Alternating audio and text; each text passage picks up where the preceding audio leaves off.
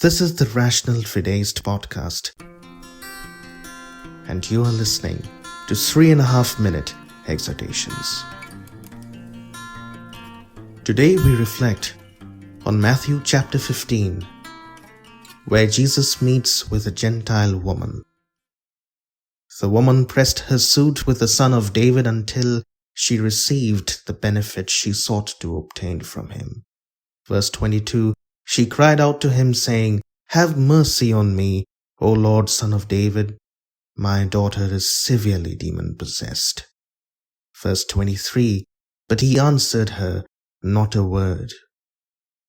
Let us mark this feature in our Redeemer's conduct towards this helpless woman who so earnestly pleaded with him.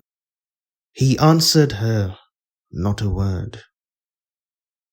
The Lord had determined not only to grant her petition, but also to throw the reins of his government so completely into her hands that whatever she desires would come to pass.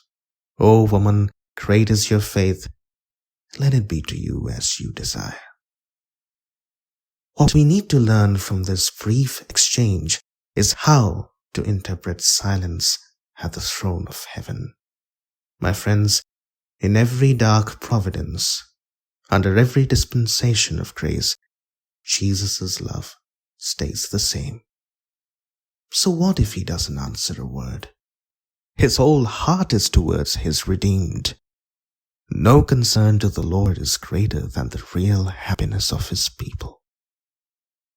This may seem hard to believe in a moment of distress, and God's silence may make temptations feel infinitely more severe. But Jesus is the same. His love is the same. The merits and efficacy of his blood and righteousness are the same. Though these may not speak to you, yet they always speak for you in heaven. Never forget this. Covenant mercies are never withdrawn. Even when times are rough, those mercies still hold true. The free grace of God in Christ does not depend on the will or the worth of man. Micah illustrates this beautifully when he speaks of the dew of heaven that tarry for no man, nor wait for the sons of men.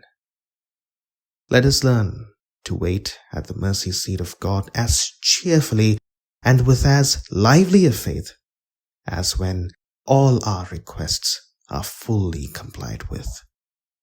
Men always ought to pray and not lose heart.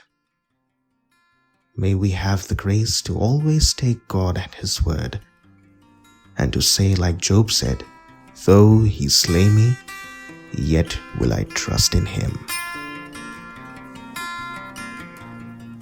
This is the Rational Fideist podcast, and you are listening to 3.5-minute exhortations.